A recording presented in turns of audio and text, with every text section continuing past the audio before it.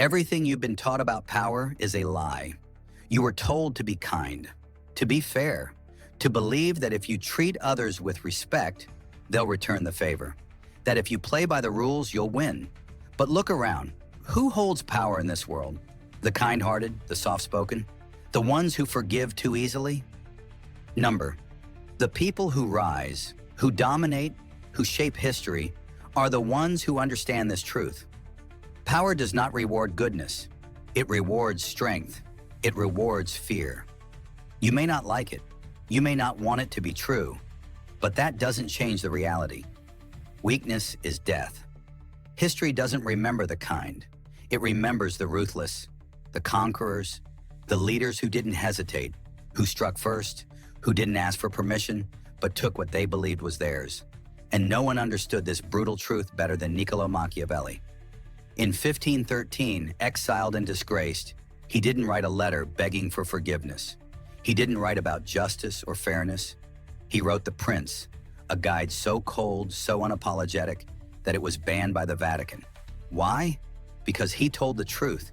He wrote that fear is power, that mercy is dangerous, that a ruler must strike before he is struck. Machiavelli saw the world not as we want it to be, but as it truly is. A battlefield, a game, a place where hesitation gets you killed, and kindness, if unguarded, gets you betrayed. Still think being good is enough? Then you've already lost, because power doesn't belong to the best. It belongs to those who understand fear and use it. This isn't about cruelty, it's about control.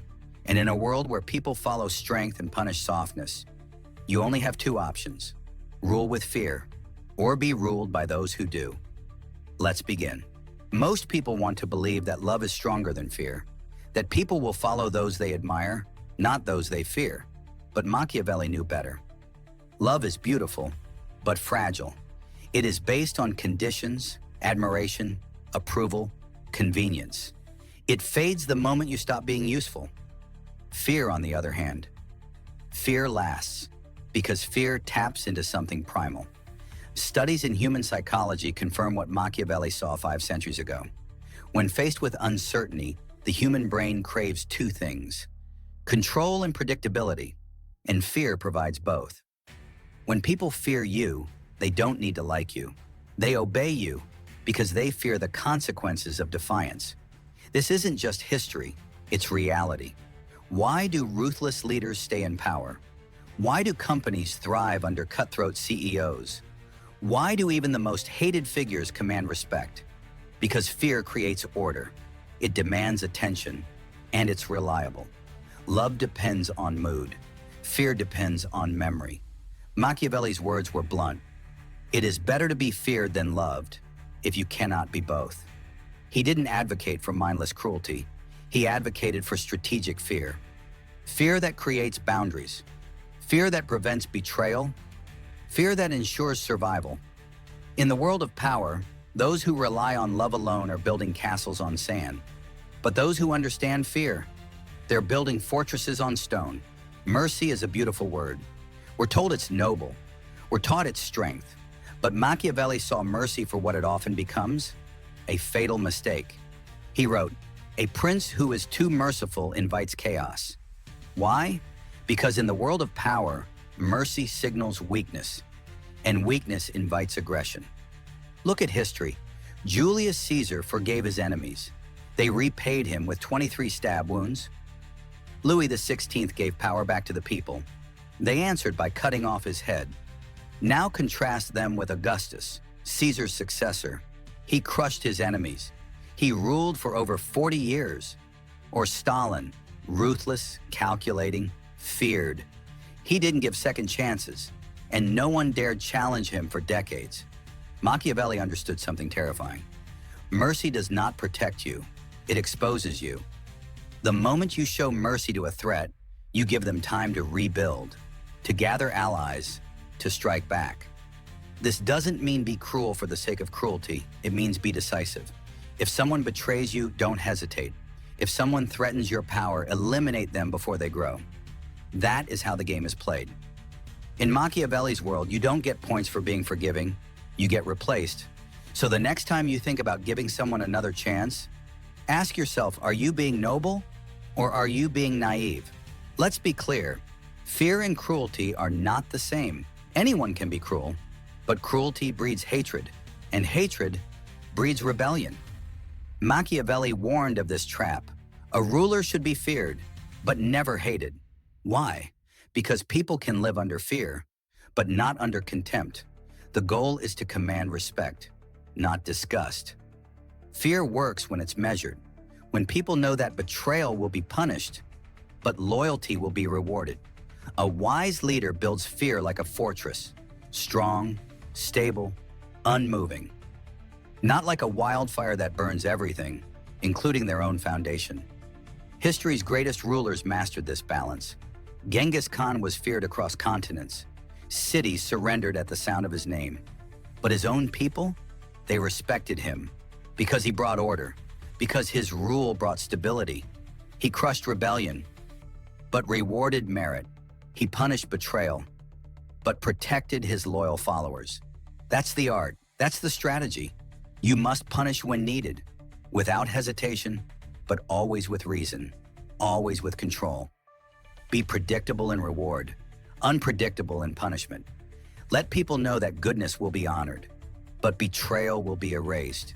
If you can balance fear without becoming a tyrant, you won't need to raise your voice. Your silence will speak loud enough. In the world of power, there's one mistake that kills more rulers than any other: hesitation. The desire to wait, to gather more information, to hope your enemies will play fair. But Machiavelli knew better. He warned, never let a threat live long enough to become dangerous. Look at Julius Caesar. He was warned about a conspiracy. He ignored it. He believed in his popularity. He hesitated. And on the Ides of March, he bled to death on the floor of the Roman Senate. Now compare him to Lenin. When Lenin rose to power, he didn't wait for opposition. He didn't give warnings. He crushed threats before they could rise. That's not cruelty, that's strategy. Machiavelli's principle is clear. If you must strike, do it completely. Leave no loose ends, no enemies to maybe forgive, no chances for revenge. Half measures are the road to ruin. Full control demands full action. This is the brutal truth. You either eliminate the threat or the threat eliminates you. In power, timing is everything. He who hesitates loses. So when the choice comes, act without emotion, without delay, without regret. Because hesitation isn't patience, it's suicide. Power is not handed out. It is not earned by waiting in line. It is not gifted to the most moral or the most deserving. Power is taken. This is the law no one wants to admit. The strongest figures in history didn't ask for permission. They didn't wait to be chosen. They seized power while others watched. Napoleon didn't rise because someone promoted him. He rose because he moved faster than anyone else. Because while his enemies slept, he marched. While others debated, he attacked. Machiavelli admired this ruthlessness, not because it was cruel, but because it was effective. He believed that speed and initiative win wars, not virtue, not intention, not approval. And he was right. Look around the world today. The CEOs who dominate markets, the politicians who control nations, the icons who shape culture. They didn't wait for an invitation. They made the rules. They broke them when needed.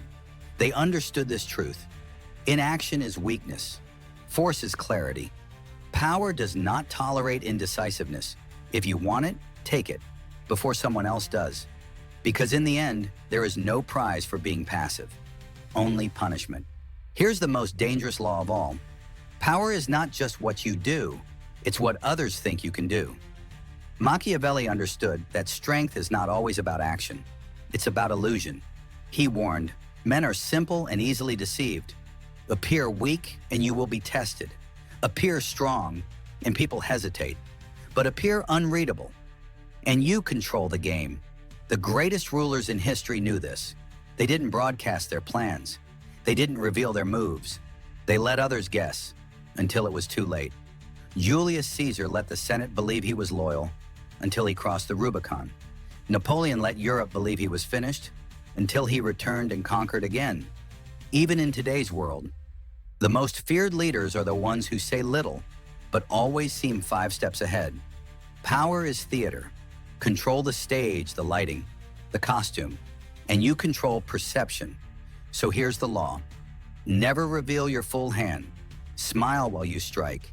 Speak less than you know. Let people underestimate you, because when your enemies can't predict you, they can't stop you. And when your allies can't read you, they can't control you. Be the lion when needed, but always be the fox.